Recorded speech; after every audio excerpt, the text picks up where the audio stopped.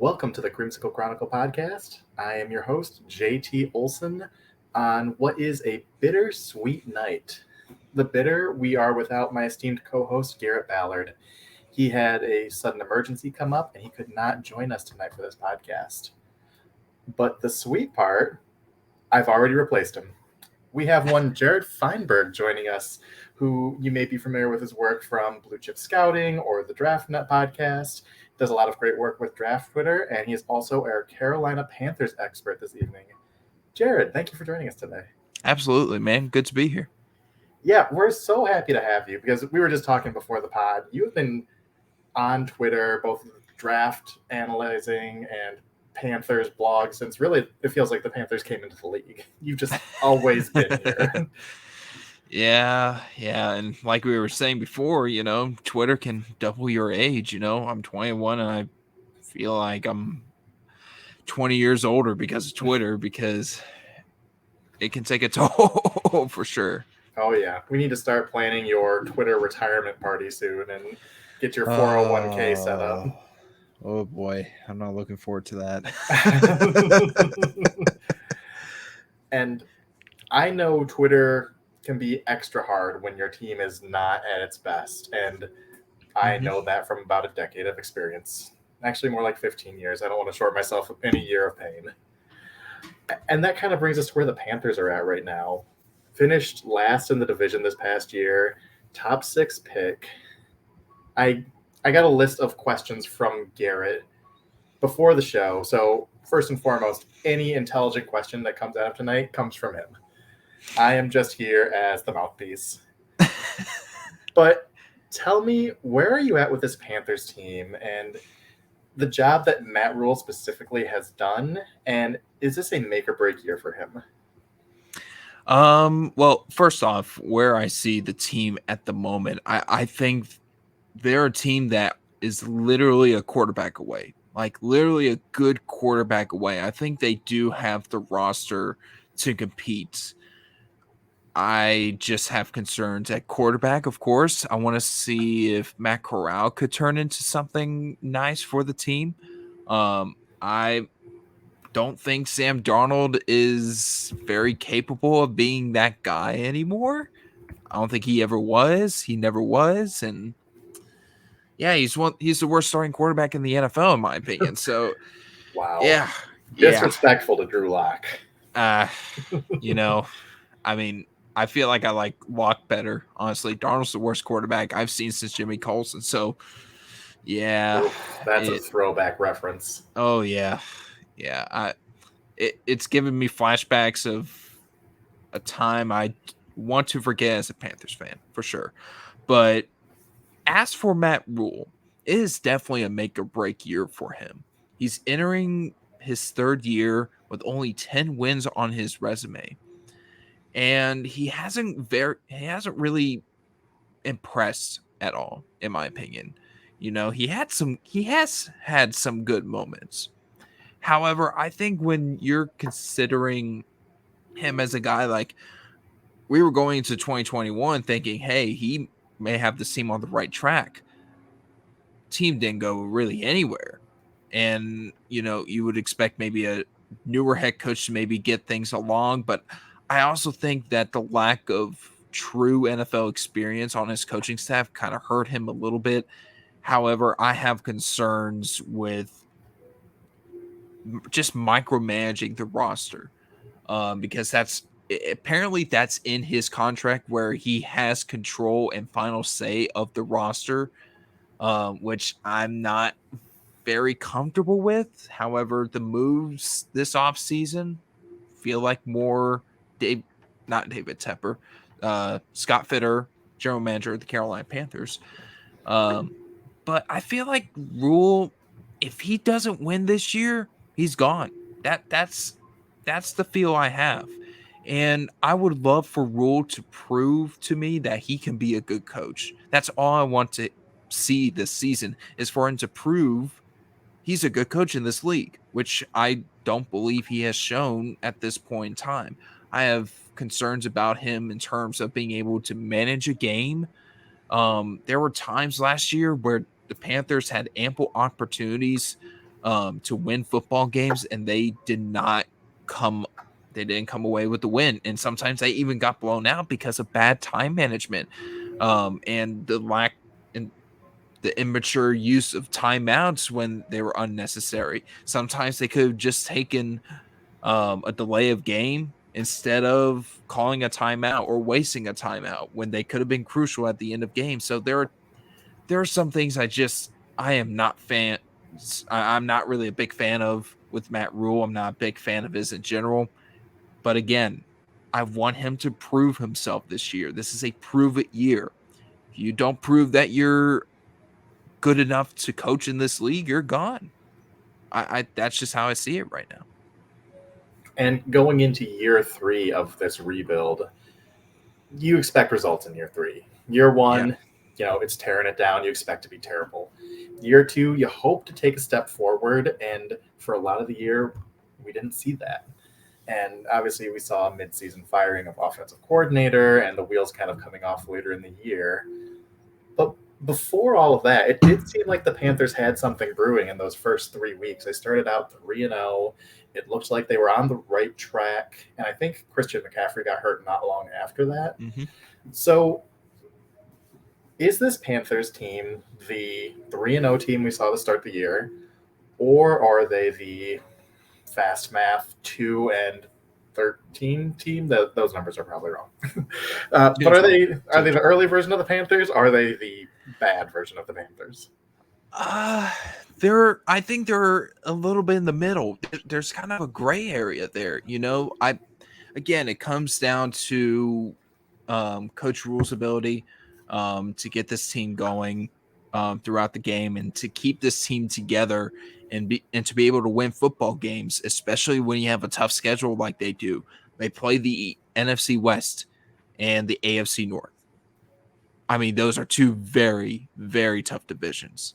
Cleveland, if Watson were to play at some point, I don't think Watson's even going to play for the majority of the season. Hell, he might not even play at all this season. But Cleveland's still got a really good roster overall, in my opinion. Baltimore, they have Lamar Jackson, still a good team. Pittsburgh, they're going to be very competitive and very tough to beat no matter what. Mike Tomlin's always going to have that team ready to go. Then you got the Cincinnati Bengals, a really good football team, runner-ups of last year in the Super Bowl. And then you got the Rams, Super Bowl champs, 49ers. I don't think the Seahawks are going to be that great, but I think the Cardinals will still be a good team this year. It's a tough schedule. And also you're playing New Orleans and Tampa Bay twice. So that's going to be a very tough challenge for Matt Rule in year 3. Like I said earlier, they have the roster capable of winning football games. They improved their offensive line. They added a safety alongside Jeremy Chin, a consistent good safety, or I wouldn't say good, a pretty decent safety in Xavier Woods. Dante Jackson is coming back. J.C. Horn is going to be back healthy. C.J. Henderson should have a bigger role on the team. I have questions at linebacker in terms of depth. Not sure who the true number 2 edge is going to be alongside Brian Burns. They added more depth at the interior offensive line. So this team has pieces in place. They have the cornerstone pieces at edge rusher, safety, corner. And then on the offensive line, you drafted Ike Ekwonu from NC State to be your left tackle. You got your potential franchise left tackle there. You got your franchise wide receiver in DJ Moore. You got Christian McCaffrey, if he can stay healthy. Like, they have the pieces. But again, it comes down to the quarterback situation. It comes down to the coaching. That's going to be the biggest. Those two things are going to be the biggest things for this football team.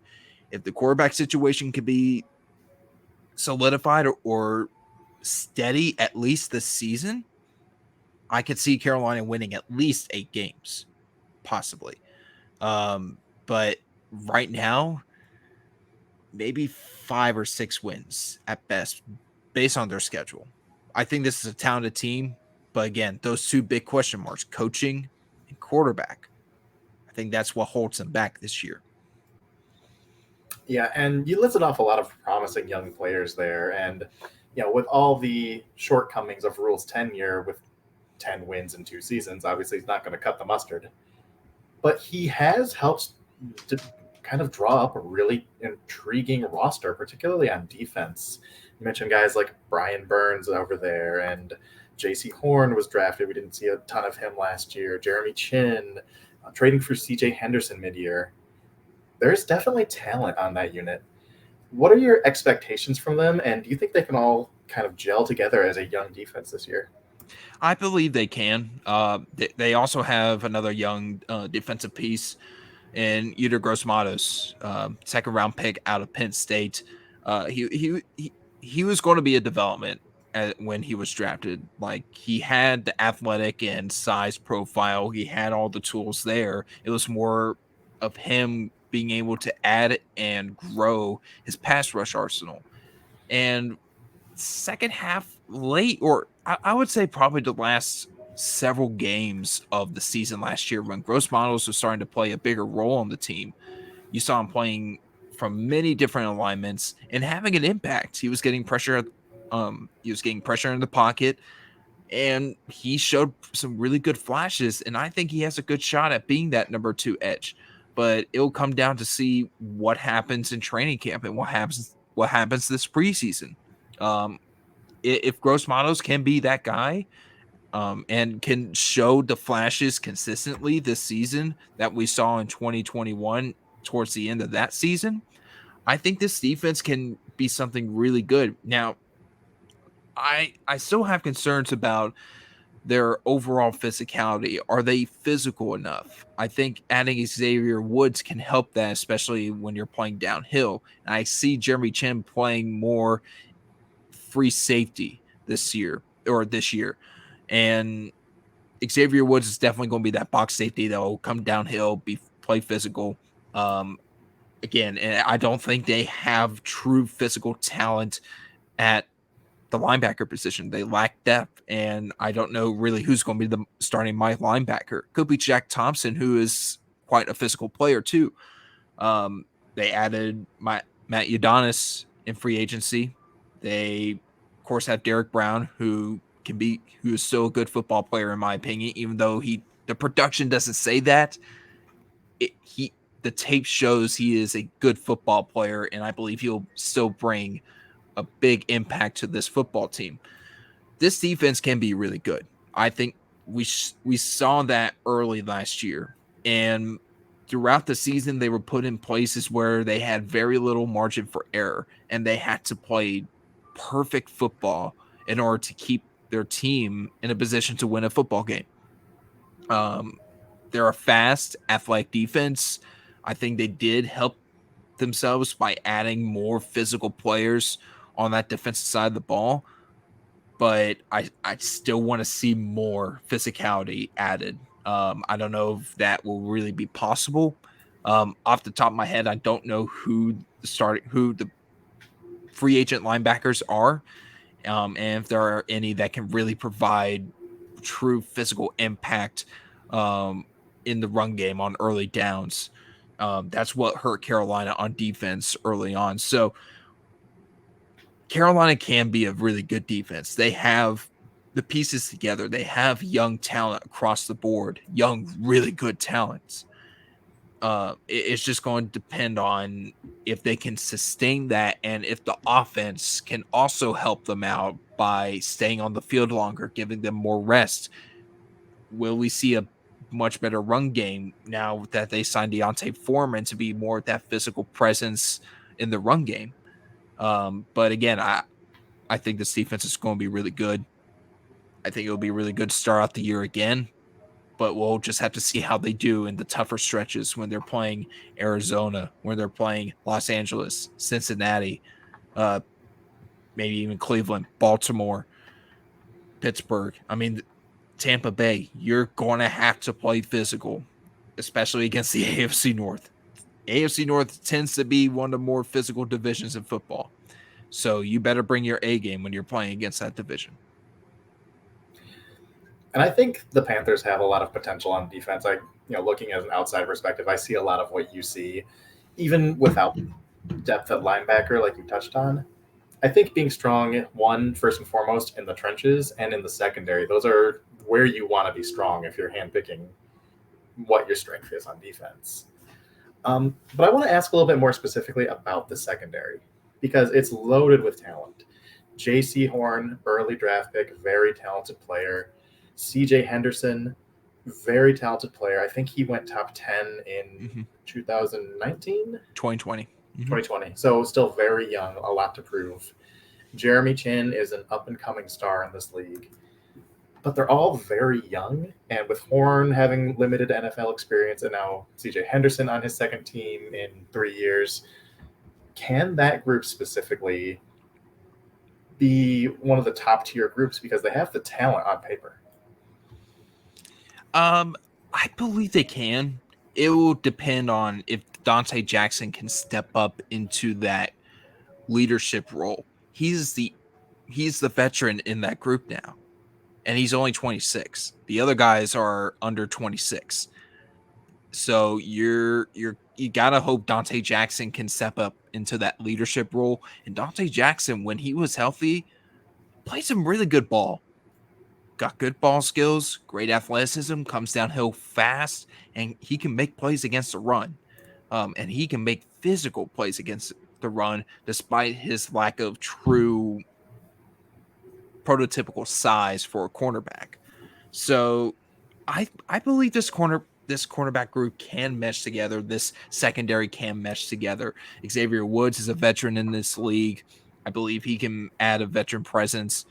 I would not be surprised if Carolina added another veteran corner, probably like throughout training camp, throughout the preseason, maybe after cuts. You could always see that happening.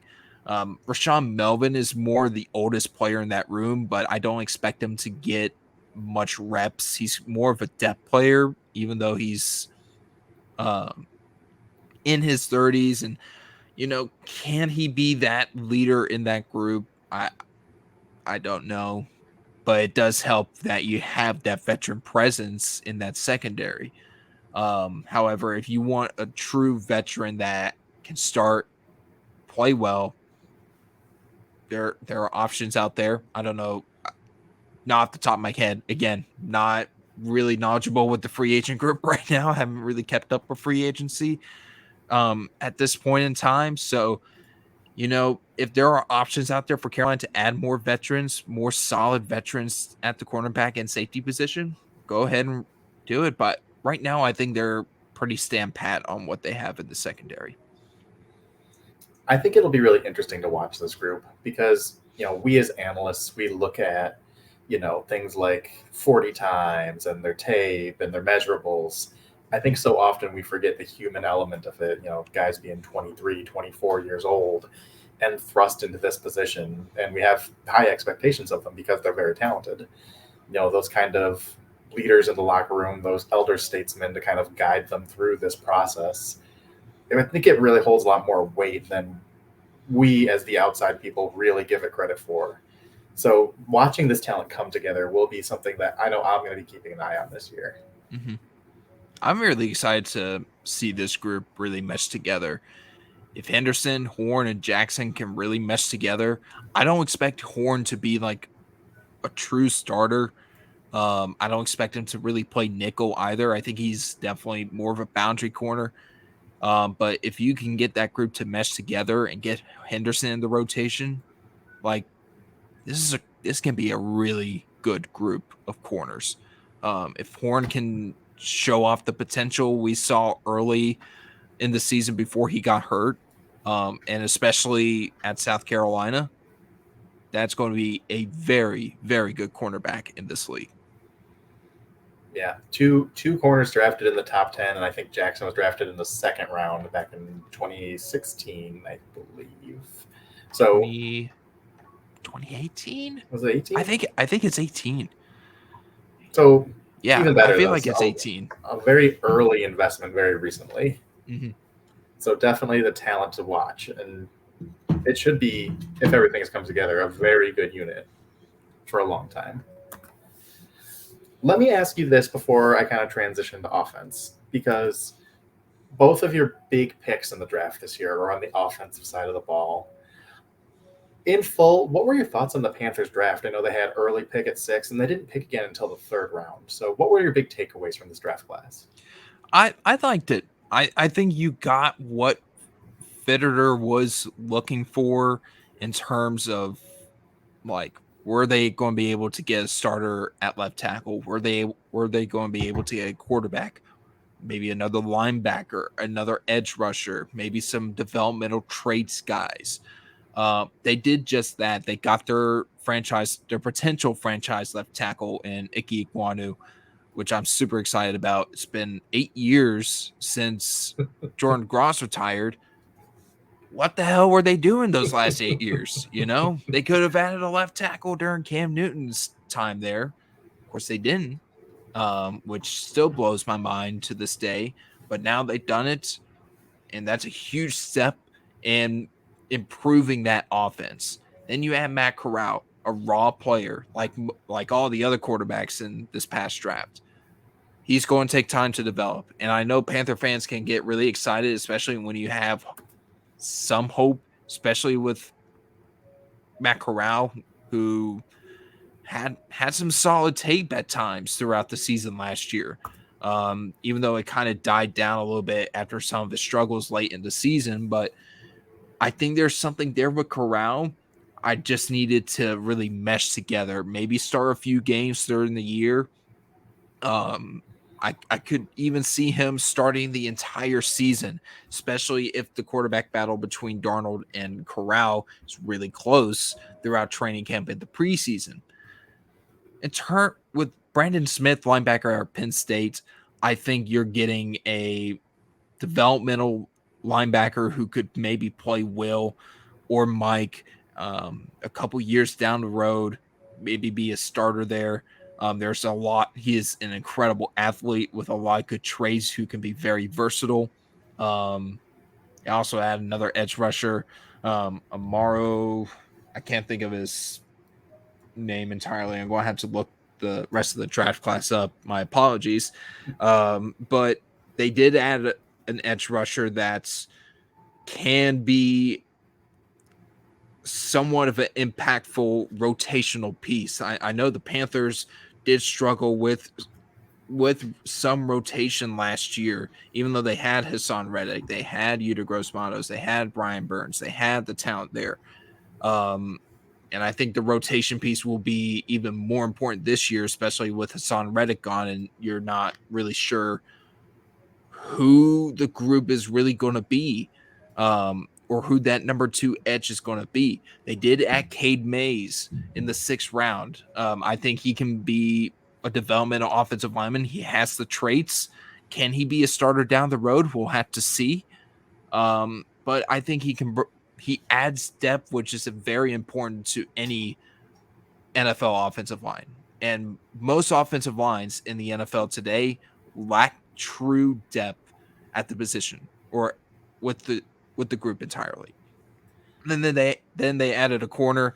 Caitlyn Barnes from Baylor, cornerback, ran the fastest 40 time from this past NFL combine. So that's another depth piece. I don't see Barnes making the roster because it's just how deep the cornerback room is for Carolina, because of how much talent, how much youth they have there.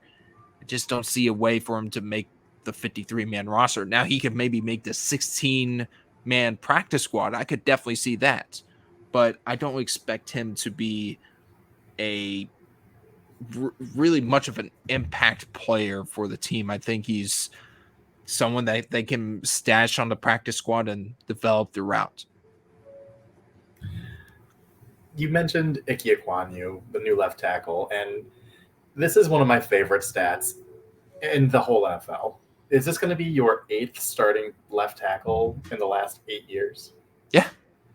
Gosh, I love that stat as a Bucs fan. Yeah, that and the Packers just openly spiting Aaron Rodgers by not giving him receivers. Those are my 2 favorite things, non-Buck related. It's frustrating as a Panthers fan to see that, I don't did Tampa Bay really have a left tackle, like a true guy there at left? Serious question. I'm not trying to bash. Did they have a true left tackle there in Tampa Bay Before, until Devon Smith? I think they had, I forget his first name, last name Penn. But Donald Penn?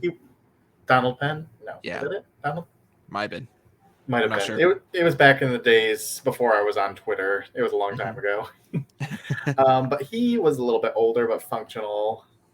Before that, back in their, I want to say their Super Bowl time. It feels like so long ago.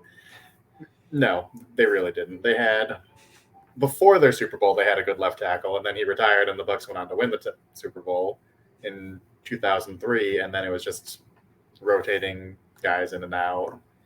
There was never really a solidified guy outside of Penn, who I don't think was even there that long.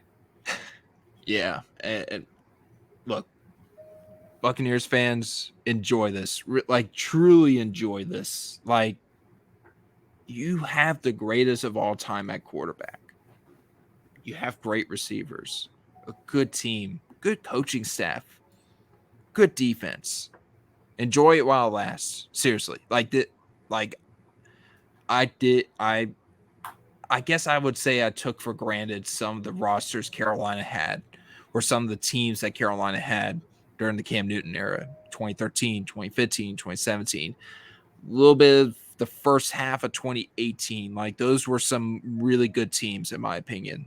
Those were some really fun times as a Panthers fan. But Buccaneers fans, take this in. Really, like, this is fun times to be a Buccaneers fan for sure. Yeah, we definitely had to face that cold, hard reality earlier this offseason. In that window that Tom Brady retired, and it's like, now Ryan Jensen's going to leave, month. and can we afford to keep Carlton Davis? And we're just basically a rebuild. And oh God, here comes Kyle Trask. Somebody help me. For a brief window, it was. They could have drafted Desmond Ridder. They could have drafted a lot of quarterbacks in this draft who I think would have been better than Kyle Trask. Yeah. My top quarterback went in the 5th round in this draft. Sam Howell, who I know you're very familiar with in Carolina. QB1. Let's go. He was QB1. He was my guy in this class. Yeah. But I love Sam. Okay. Let's get back to the conversation. We're going to roll with Kyle Trask when we have to. Yeah. All right. Let's get back to it. We got distracted. Let's get back to it. You talked about a lot of quarterbacks there. You talked about Matt Corral. You just mentioned Cam Newton, someone who was on the roster as recently as last season. Obviously, Sam Darnold, potentially the day one starter. Well, in a nutshell, what is the plan at quarterback this year in how you see it playing out? Is it Sam Darnold? You said Corral could take over at some point, maybe the whole year. Is that your expectation? Or do you expect it to be someone not currently on the roster? Maybe bring Cam Newton back for another year, or the ever popular get Baker Mayfield. I know he's been associated with the Panthers several times. But what is the plan at quarterback in your mind? I honestly don't know. I really don't know. I mean, that's probably the best answer I can give. My best guess, I think Darnold starts the year. I don't expect Carolina to I think they will continue to keep an eye on the Baker Mayfield situation and the Jimmy Garoppolo situation, see how those unfold. But I do expect for the moment Sam Darnold to start week 1, start as many games as he can until he starts crapping the bed like he usually does, and then in comes Matt Corral. I would hate for Matt Corral to make his first start against the defending Super Bowl champions, against Aaron Donald. Yeah, that rude awakening coming from anybody. Aaron Donald's I just would not. No, sir. No, not having to face Aaron Donald in your first career start at quarterback. Boy, man, good luck with that, Matt. But here's the thing. I do think Matt Corral starts at some point this season. It could be Halloween. It could be Thanksgiving. It could be Hanukkah. It could be Christmas. I don't know when Hanukkah really is. Honestly, I haven't really kept up with it. But I do expect Corral to start. And I posted an article on catcrave.com about some obtainable goals for Matt Corral this coming season. One of them is to start at least 3 to 4 games this year. Get that body of work in. Get that tape out there. And if the Panthers like what they see, you push the need for quarterback away another year to 2024 when Caleb Williams could be coming out. So that's a possibility. There's also the possibility the Panthers could be drafting a quarterback again next year, like in the first round for real this time. But I really don't know. Again, no clue what's going to happen with this quarterback situation in Carolina. I could see them getting Baker Mayfield, but it would the Browns would have to eat a good portion of Baker's contract. And then Carolina has to figure out how they're going to move Darnold. If they sign Cam, I don't think Cam would I would expect Cam to be competing for the job, not be slated as the immediate starter. I think that's how it's going to be, and I don't expect Cam to really kind of accept that, knowing the type of person and player he is and the type of mindset he has for that. So I don't expect Cam Newton to come back. I could see Jimmy Garoppolo, and then they move Darnold elsewhere for a trade and release type of move. If Garoppolo ends up being the quarterback, I think that would be the best fit in Ben McAdoo's offense, because Ben McAdoo likes quick tempo, quick decision-making quarterbacks that can get the ball out quickly with good decision-making, good releases. Garoppolo has a good release, gets the ball out quickly, makes smart decisions on the fly for when he's able to get it clicking. We've seen what we've seen with Jimmy Garoppolo, but what we see with Garoppolo and Ben McAdoo's offense, I think that would fit him very well. And if Garoppolo's the starting quarterback in Carolina week 1, I could see Carolina winning 9 games, because then you'd have it's not a top tier quarterback, but it would be better production than what we have seen with the quarterback position for Carolina in years past. Garoppolo would easily be the better quarterback Carolina has had in 3 or 4 years since Cam Newton left the franchise. So, again, I don't know the situation with the quarterback position. We'll just have to see how it plays out. Is your absolute worst nightmare that this quarterback situation just kind of sputters along until Matt Corral takes over and he does just barely enough to secure the job, passing on a top quarterback prospect next year? Is that your worst case scenario next year? Because I know that would be my worst case scenario. Yeah, that's what I'm worried about. And then and Carolina's kind of in that position. They're kind of in that gray area where they have the roster. They need to figure out if they have the right coach, and also if they have the right quarterback. You don't have those things solved by next year, you're going to have to blow the whole thing up again. I mean, it's a failed rebuild. Then you're going to have to rebuild all over again. Then it's another 3 or 4 years of misery for Carolina Panther fans. Yeah. That's yeah. Now, I don't want to go down that dark path. I don't want to go down that dark road. No, I feel like it's going to happen, but I don't want to go down that road yet. I just want to focus on this year. Well, you mentioned this is a team that's a quarterback away, and looking at it, you're really right if they don't have the guy on roster now. I mean, Christian McCaffrey, one of maybe the best running back in the NFL when healthy. DJ Moore, who I think is someone who's overlooked a lot as a guy in that top 10, top 15 conversation. Robbie Anderson, a revamped offensive line with Ike Ekwonu and Bradley Bozeman and Austin Coper, and then Taylor Moton, who's been a star there for a couple of years now. If the quarterback play holds up, what is your hope for this offense?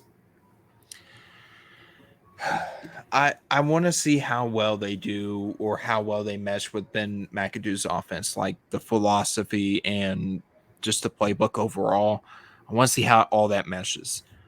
If it meshes well, and we see some of the flashes, like if we see an offense that is similar to what we saw when the Giants offense looked pretty good in a couple of Ben McAdoo's years, when they had Odell Beckham Jr., when they had a Eli Manning that could really just rip the ball in short intermediate areas. If they can get that type of production from that offense, and if they end up adding like a veteran quarterback such as Jimmy Garoppolo or Baker Mayfield, I could see this team winning 9 games. I could see this team having a winning record, and maybe a potential playoff berth. But again, I want to see how all the players mesh together. New offensive line, see how that goes. It looks improved. We hope it's improved. Let's see how it does on the field. I want to see just the coaching staff kind of mesh, the offensive coaching staff. That was a really big concern last year. Still a little bit of a question mark this year, even though they added more experience in a bunch of areas. I want to see all that mesh together. And if they're able to, I think this can be a really solid offense, especially when you have DJ Moore and Christian McCaffrey. A veteran quarterback like Jimmy Garoppolo could probably get DJ Moore 1,400 yards during the season and a lot more targets in the red zone. Christian McCaffrey, when healthy and not having to carry the entire offense, can just be a deadly football player on the field. You're having to deal with DJ Moore, Christian McCaffrey. Then you got Deontay Foreman running the rock on short yardage situations and at the goal line. You also have Robbie Anderson, who had 1,000 yards receiving not even 2 years ago. You also have Terrace Marshall, who they drafted in the second round last year, who's very talented. And if he's able to improve this year, Carolina's got a really solid receiving core. So there is potential with this offense. It's up to the players and the coaches to kind of mesh that together and get it rolling. And also, it also depends on the quarterback situation as well. Yeah, there's obviously a lot of talent on this offense. And now it's kind of in the hands of Ben McAdoo to make it all come together. Mm-hmm. So let me ask you a twofold question. Was firing Joe Brady, who was an excellent college offensive coordinator, and then I didn't think he was doing a terrible job in Carolina when he got fired, was firing him the right move? And is Ben McAdoo the right person to lead this offense? That's a tough question. I liked Joe Brady. I liked him as an offensive coordinator. I didn't think he was a great offensive coordinator. I think he had a lot to learn. I think he had some tendencies that I don't think really aligned with what Matt Rule wanted to do, especially with the deficiencies that offense had last year. No Christian McCaffrey, a bad Sam Darnold, a very bad offensive line, and just no consistency from anyone else at wide receiver other than DJ Moore. Like if Joe Brady was hired as offensive coordinator this offseason, I don't think I'd have a problem with it, as long as he was an assistant coach, not in a coordinator role. Because while Joe Brady was a splash hire in 2020, feels like it was a premature move for him, because Brady could have definitely been a great wide receivers coach or a great quarterbacks coach, because he really got those two positions squared away at LSU. As soon as he got there, LSU had the best receiving course in college football, or maybe college football has ever seen. Then you also have Joe Brady, who had probably one of the greatest seasons ever from any quarterback or any player in college football history. If Brady's either stayed another year at LSU or even jumped to the NFL, but didn't become a coordinator right away, I think that would have helped his transition kind of tame those tendencies and then become a coordinator around this time. I just don't think, because Rule and Brady they didn't really have a true connection when the hire was made. It was a gamble. The whole thing was a gamble. Matt Rule was a gamble. So it seems you could say maybe the Joe Brady experiment kind of worked, but I think Brady now is in a better place in Buffalo as a quarterbacks coach, as an assistant coach, than he is as a coordinator, big role on the Panthers. Now, Ben McAdoo, I do have question marks. I want to see if he can be a better coordinator than he is coach, like head coach. And I kind of believe that, because we saw a productive offense with the Giants in 2015, 2016, before he got fired, I think the next year. We saw some consistency. I think that if you're able to get that consistency that we saw in New York, you may have a good offense here. But it will very much depend on if Ben McAdoo can be a consistent offensive coordinator, if he can call the right plays in the right situations, if he can manage the game right as an offensive coordinator, call the right plays in certain situations, 3rd and 8, 3rd and short, 1st and 10 from inside the 50, inside the opponent's 50. So many different factors have to come into play when it comes to Ben McAdoo. I'm hopeful it works out, but I'm a little skeptical. Have some hope. Cautiously skeptic. Yeah, he does bring that experience you've talked about, the Panthers lacking. Unfortunately, not all of it good. His time in New York did not go great all of the time, but there's definitely a track record. So, I mean, even it might even be as simple as experience in the NFL could bring value to this coaching staff. Yeah, and Carolina, I think they had maybe 12 or 13 total years of experience in the NFL when Rule was hired, and he had his entire coaching staff together for 2020 and 2021. Now he has, I think, well over 100 plus years of experience across the board on both the offensive and defensive side. They also brought back Steve Wilkes as secondary coach, which is huge for a young secondary, because you want that veteran coach. You want someone that has coached in Carolina before, has been the defensive coordinator in Carolina before. Could be defensive coordinator in Carolina again if Phil Snow ends up leaving the team for another job somewhere else. They've had the experience. I think they've had good experience that can really help a lot of these young players. But again, it's all got to mesh together. And if it doesn't, you're in a tough spot if you're Carolina heading into next season. We've talked some offense, we've talked some defense here. Let me ask you a question about something that isn't really talked about by most fan bases, and that's ownership. It seems like David Tepper is a very involved owner, Jerry Jones-esque. Where are you with David Tepper right now? Does he make you nervous in terms of how involved he is? Is he potentially a problem? Or is he someone you like in terms of being aggressive and involved in the team? I'm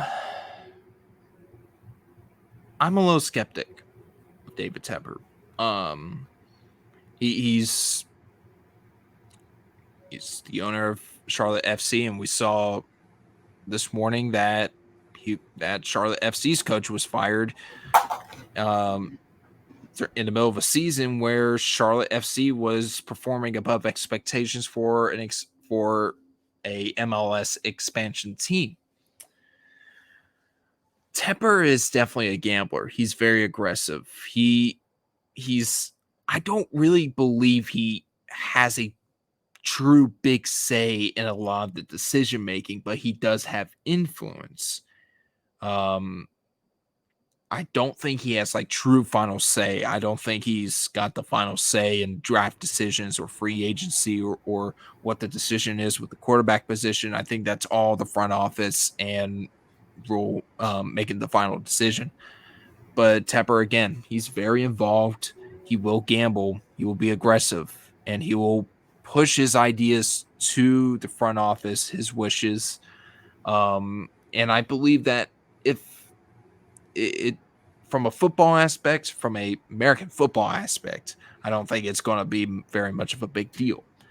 From soccer, you have some question marks, but this is a soccer podcast. So, but it seems like there are a lot of fans that aren't very loving towards David Tepper, and I can understand that.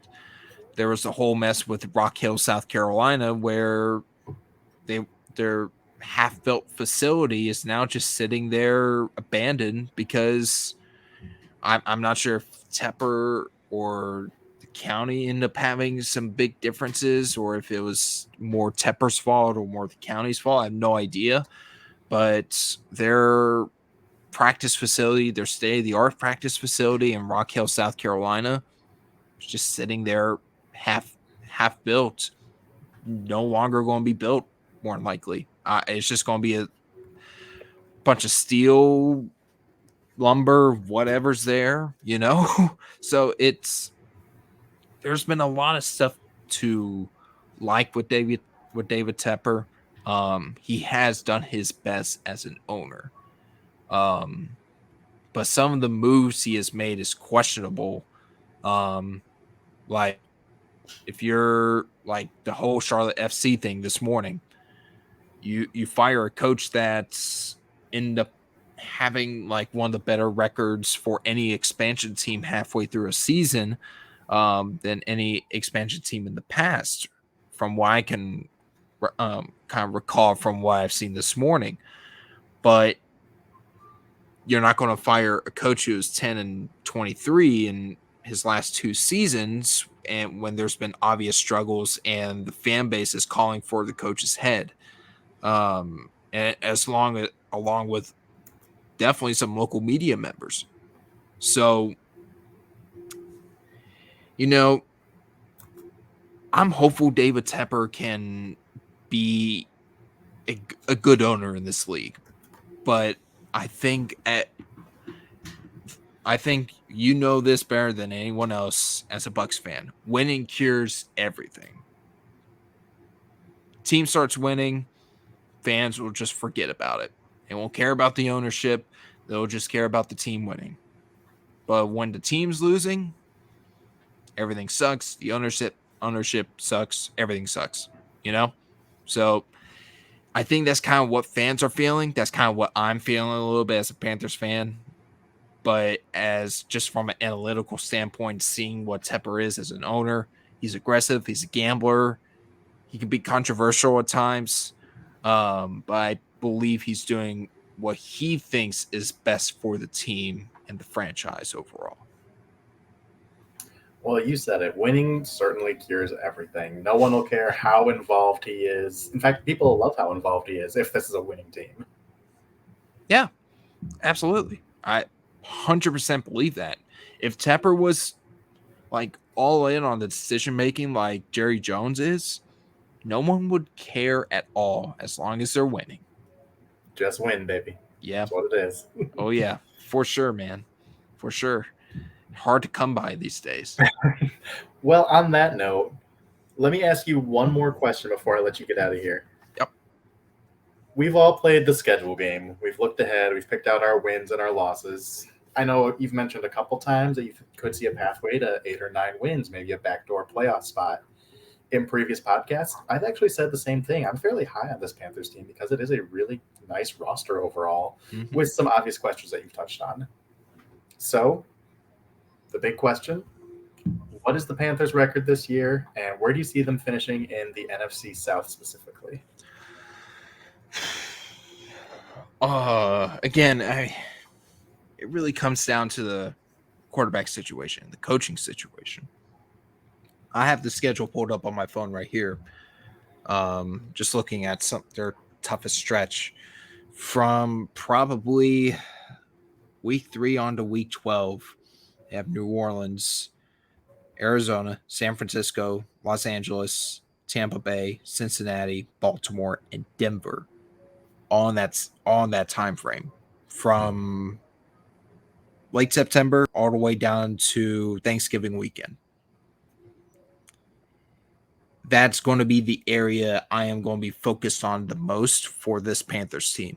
If they can come out of that section of the schedule with maybe a 500 record or better, they're in a good spot, because after their week 13 bye, they have Seattle, Pittsburgh, Detroit, Tampa Bay, and New Orleans, which is a lot better than what the rest of that schedule was. It's a tough schedule. It really is.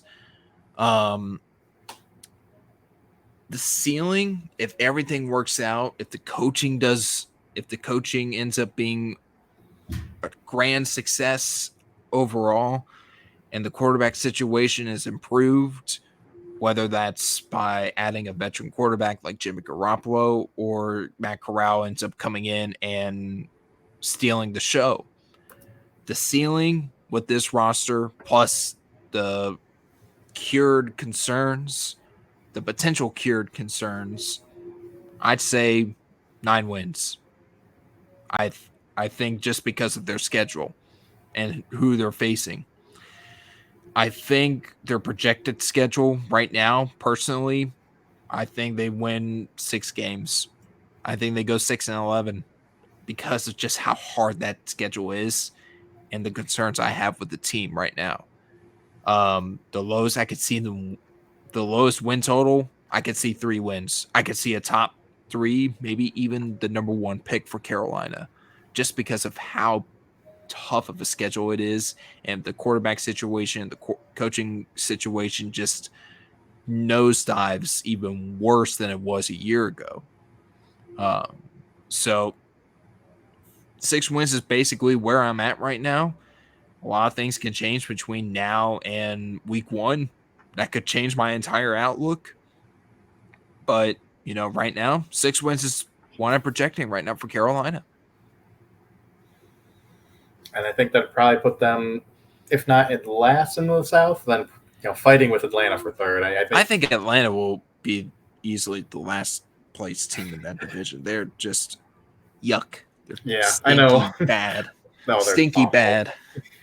We had Hunter Thompson on last week to talk Falcons, and he's firm, competing for the number 1 overall pick camp. Yeah. So CJ Stroud, baby, let's go. Will Anderson, maybe. If I've heard good things. Yeah, Will Anderson, very good football player. Very, very good football player. All right, Jared, tell the people where they can find you, where they can find your written work, and please tell me more about this new podcast you're starting. Well, first off, the new podcast I'm going to be starting up. I am starting up I'm going to be starting up a Carolina Panthers podcast called The Final Roar. Instead of FINAL, it'll be FEINAL. To kind of place my name in that title. It will be a Panthers specific podcast of my own perspectives and points of view on different discussions surrounding the Carolina Panthers, whether that's with the NFL draft, free agency, trades, players, coaches, you name it. I am very much looking forward to starting this podcast, hopefully mid-June. I'm currently doing a mock podcast episode for my podcasting class this month, which I hope to have done Thursday, just as more of a test run. This episode won't be released to the public. It's more of just a class project, but I am very much looking forward to this new podcast. There probably won't be a Twitter account for it, not yet. I'll probably wait after several months to see if it's really necessary. But where else you can find me? You can find me on Twitter at JRodNFL Draft. You can also find my work over at bluechipscouting.com. Some great people work over there as well. If you're able to, go follow them as well. They have great writers over there. And also you can also find most of my Panthers work over at catcrave.com, over at Fansided. I've been over there since January. Such a great group of guys. Shout out to Dean Jones for bringing me on in January, and I love working there. So those are some of the places you can find me at. Awesome. We appreciate you again for coming on. And with that said, he is Jared Feinberg. I am JT Olson. We will talk more Bucks next week when we have our next guest on in our Know Your Enemy series. We will talk about the dreaded Saints. Until then, go Bucks.